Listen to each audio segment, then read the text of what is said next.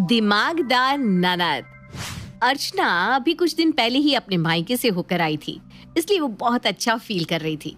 उससे भी ज्यादा खुशी की बात ये थी कि अर्चना की ननद कोमल कुछ दिनों के लिए अपनी माँ के साथ ननिहाल जा रही थी।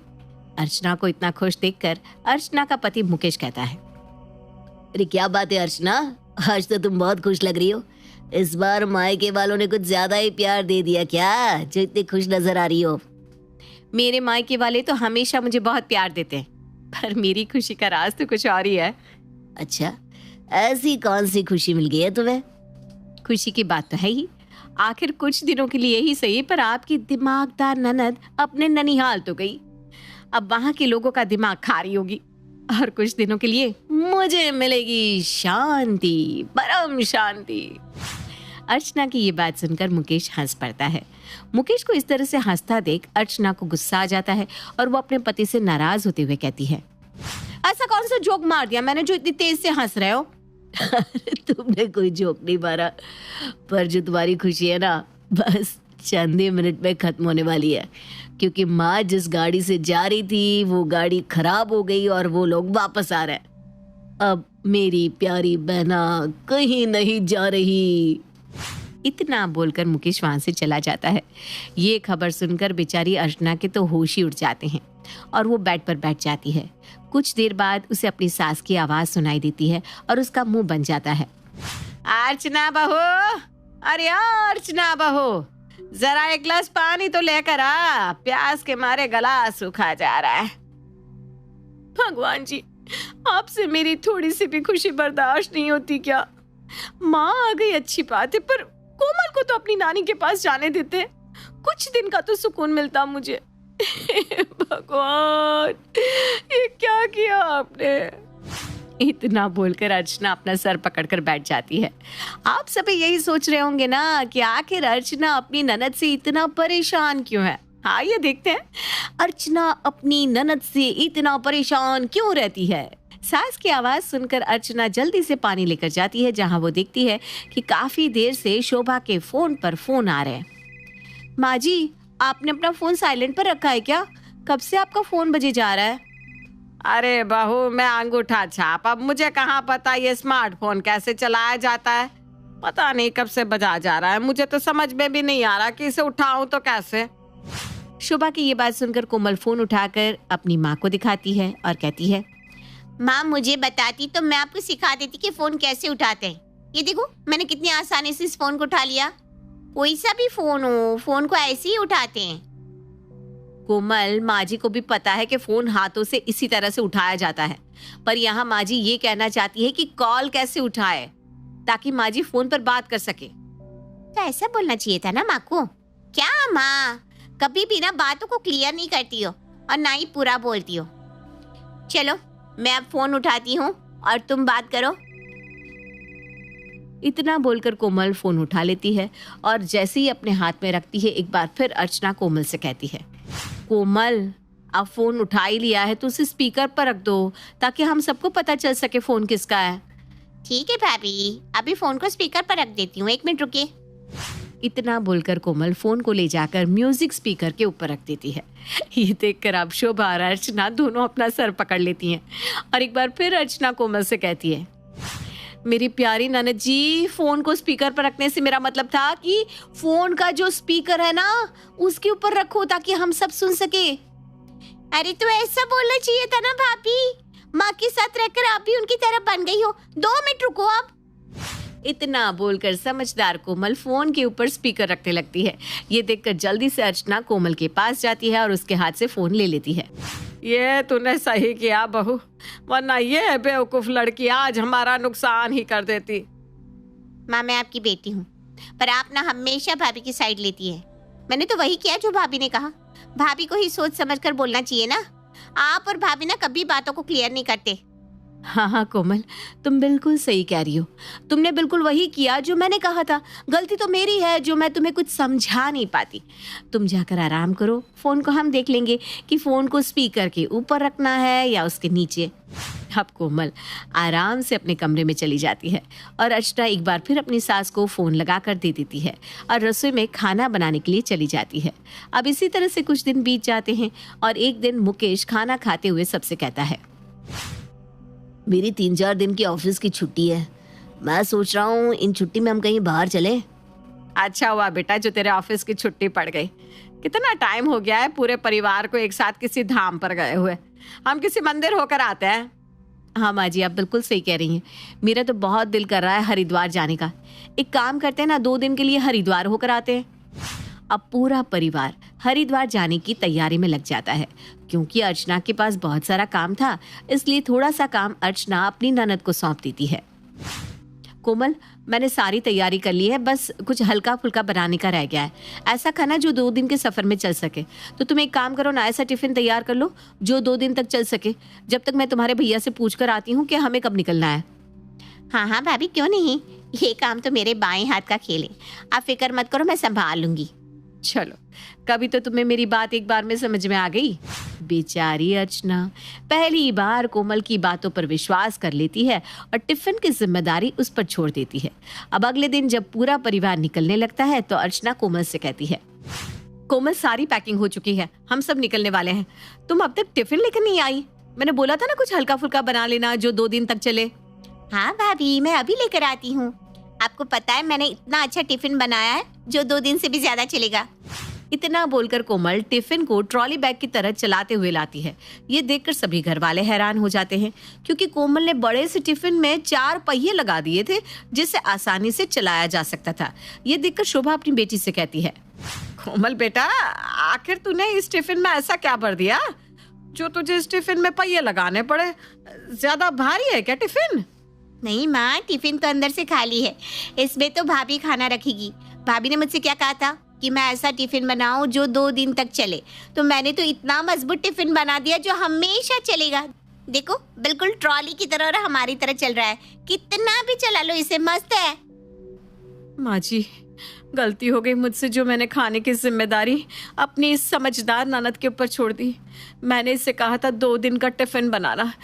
इसका मतलब ये था कि कुछ झालमुरी या कुछ हल्का सा नाश्ता रख ले टिफिन में जो रास्ते में काम आए। 2 दिन का सफर है। पर देखो आपकी समझदार बेटी ने क्या किया। माँ देख रही हो आप, भाभी कैसे हर समय मुझे सुनाती रहती है। भाभी पहले खुद बोलती है और बाद में पलट जाती है। कितनी बार मैंने भाभी को बोला है पूरा बोला करे। उन्होंने मुझे ये नहीं कहा था कि कुछ ऐसा खाना बनाओ जो टिफिन में पैक कर दो। उन्होंने तो ऐसा बोला था कि टिफिन बनाना कोमल जो 2 दिन चले। और अब जब मैंने ऐसा टिफिन बना दिया तो भाभी मुझे खरी खोटी सुना रही है, वो भी आपके सामने। अरे देवी, गलती हो गई तेरी भाभी से। अभी टिफिन को यहीं छोड़ो और बाहर चलो। पता चला ट्रेन छूट गई आप लोगों के टिफिन के चक्कर में। मुकेश अपने परिवार वालों के साथ हड़बड़ी में घर से निकलता है, पर वही होता है जिस बात का मुकेश को डर था। मुकेश की गाड़ी छूट जाती है जिस वजह से पूरा परिवार उदास वापस घर आता है और मुकेश अपना सारा गुस्सा घर वालों के ऊपर निकालता है। मुकेश का गुस्सा देखकर अब शोभा भी नाराज हो जाती है। वहीं दूसरी ओर अर्चना की तबीयत खराब हो जाती है। अब अगली रात को जब सब खाने के लिए बैठते हैं तो एक बार फिर मुकेश बिना बात पर नाराज होने लगता है। इस घर का कुछ नहीं हो सकता। एक दिन अर्चना बीमार क्या पड़ गई, सूखी रोटी दी जा रही है मुझे खाने के लिए। मुकेश बेटा, तू दिखाना क्या चाहता है कि बहू की फिक्र सिर्फ तुझे है, हमें नहीं? मुझे तेरा ख्याल नहीं है? कोमल बेटा, अपने भाई के मुंह पर घी मार के दे, खाएगा रोटी में लगाकर घी। शोभा के बोलते ही कटोरी में घी निकालकर कोमल अपने भाई के मुंह पर फेंक देती है और अपनी माँ से कहती है, माँ, मैंने भाई के मुंह पर मार दी घी, और कुछ करना है क्या? भगवान, मोटी बुद्धि, पता नहीं क्या खाकर मैंने तुझे पैदा किया था। हमारे घर में एक तू ही सबसे ज्यादा समझदार है। जा तू यहाँ से, मैं खुद सारा काम कर लूंगी। और मुकेश, तू अब तो तेरा गुस्सा भी शांत हो गया ना? या कोमल की तरह तेरे मुंह पर रोटी मार कर दूं तुझे? तब समझ में आएगा कि मैं अभी अकेले इस घर और तेरी बहन को कैसे संभाल रही हूँ। कोमल की इस हरकत से मुकेश का गुस्सा तो ठंडा हो जाता है, पर शोभा का गुस्सा बढ़ जाता है और ये गुस्सा तब तक जारी रहता है जब तक अर्चना की तबीयत ठीक नहीं हो जाती। शैली को अपने पति की कमाई का काफी घमंड था। उसकी ननद कविता जिसकी शादी एक गरीब परिवार में हुई थी, वो उसे देखना तक पसंद नहीं करती थी। कैसी है भाभी? बच्चों की छुट्टियां थी तो सोचा मायके चली जाऊं रहने। हाँ हाँ, यहाँ गर्मी कटती भी तो अच्छे से होगी ना, एसी की ठंडी हवा, और कहाँ वो टेबल फैन की गड़गड़ गड़गड़। ननद जैसे भाभी की बात को अनसुना कर देती है। वो अंदर जाती है जहाँ भाई बैठा होता है।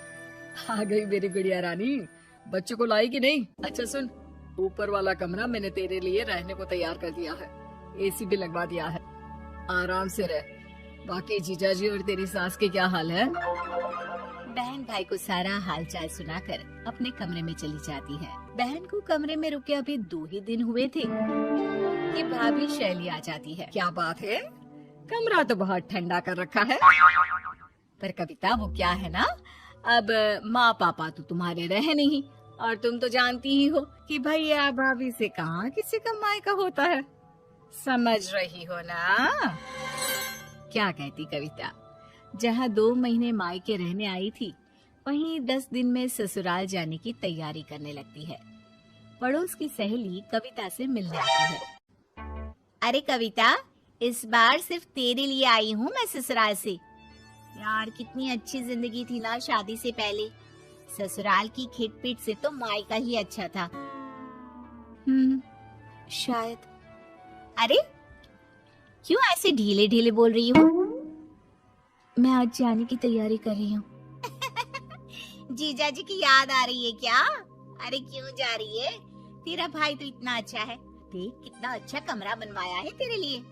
मेरे घर में तो क्या बताऊं, भाभी तो मेरे आने पर ऐसे रसोई छोड़ देती है जैसे कोई काम वाली आ गई हो।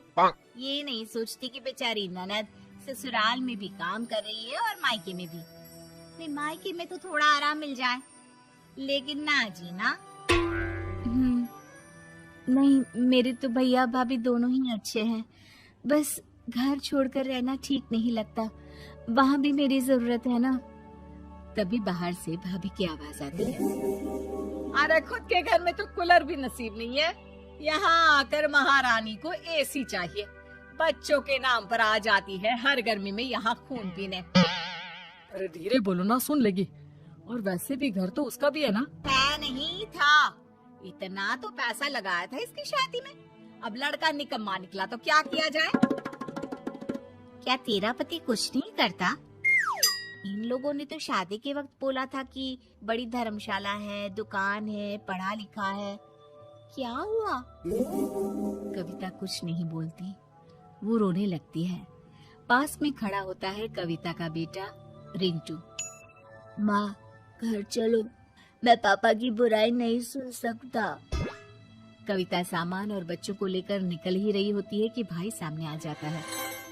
कविता तुझे तो पता है ना, तेरी भाभी का वो मन की बुरी नहीं है सच में। माफ करना भैया, जो गंदी बात वो जुबान से बोल रही है ना, वो मन में तो सोच नहीं रही होंगी। ओए मीना कुमारी, हम लोगों के घर की बात में बीच में पड़ने की जरूरत नहीं है, समझी? ओ मधुबाला, इसी घर में पली बड़ी हूँ मैं।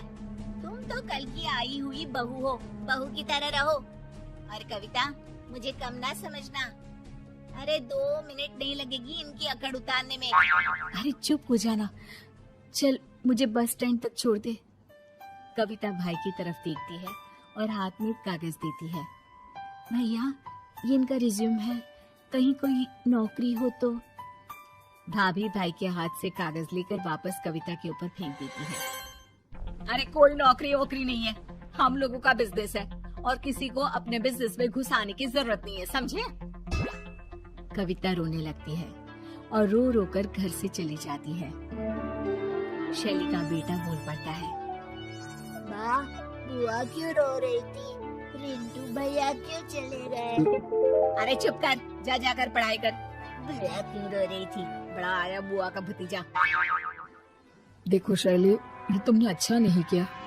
घर की बेटियां घर से रोते हुए जाए, ये ठीक नहीं होता। बेटी? अरे ननद है ननद मेरी, जिनकी बेटी थी वो तो चले गए। खैर, कहते ना मायका तो मायका ही होता है। किसका छूटा है जो कविता का छूट जाता? भाई, मैं आपके घर इसलिए आई हूँ क्योंकि मुझे रिंटू की पढ़ाई के लिए पैसे चाहिए। 12 तक की तो पढ़ाई मैंने जैसे तैसे करवा दी, लेकिन आगे की पढ़ाई के लिए मुझे पैसों की जरूरत है। आप मदद करेंगे ना? हाँ, क्यों नहीं। कहाँ हुआ है इसका एडमिशन? IIM में हुआ है मामा। वाह भैया, आपने कैसे निकाल लिया कैट का एग्जाम? सुना बहुत मुश्किल होता है। नहीं नहीं, ऐसा कुछ नहीं है, बस दिल लगा कर पढ़ाई करो, कुछ मुश्किल नहीं है। तू निश्चिंत होकर घर जा। इसके कॉलेज की डिटेल और अकाउंट नंबर शेयर कर, मैं पैसे डाल दूंगा। मामा, कोर्स पूरा होते ही जैसे ही नौकरी लगेगी, मैं वादा करता हूँ सबसे पहले आपके पैसे वापस करूंगा। ठीक है बेटा, वैसे भी तेरा मामा किसी काम का नहीं रहा तुम लोगों के लिए, अब तो कुछ करने का मौका मिला है। उन लोगों के जाने के बाद क्या क्या करने आए थे ये लोग? और ये कैसा पैसा मांग रही थी? हाँ, अरे माँ, रिंटू भैया ने IIM में दाखिला ले लिया है, समझ रही हो? वहाँ से पढ़कर निकलने वाला हर लड़का लाखों का होता है। तब तो पैसा देने की बिल्कुल जरूरत नहीं है, समझे? मैं नहीं चाहती कि कल को वो हम लोगों के बेटे से ज्यादा पढ़ा लिखा बने। मामा क्या करता, बेवे की बात मान लेता है और बहन को बहाने से मना कर देता है। लेकिन कहते हैं ना, इरादे नेक हो तो भगवान भी मदद करता है। रिंटू पढ़ लिख कर अच्छी नौकरी करने लगता है कि एक दिन शैली कविता के घर आती। कविता, पता है ना, तेरे भतीजे की कोई नौकरी नहीं है, बिजनेस भी तेरे भाई का अच्छा नहीं चल रहा। तू जरा रिंटू को बोलकर उसकी नौकरी की बात कर लेना। ठीक है भाभी, मैं रिंटू को बुला देती हूँ, आप खुद ही बात कर लीजिए। मैं नौकरी तो जरूर लगवा दूंगा मामी, लेकिन सिर्फ मामा का मुंह देखकर, क्योंकि आपके तो कर्म ऐसे है ही नहीं कि आपके साथ कोई अच्छा करे। मेरी पढ़ाई तो हो गई, लेकिन आपने कोई कसर नहीं छोड़ी थी उसे रुकवाने की। लेकिन मामा ने हम लोगों का हमेशा साथ दिया। कर्मों का फल है मामी सब। मुझे माफ कर दो कविता, घमंड में मैं ये भूल गई थी कि किसी का भी वक्त बदलते देर नहीं लगता।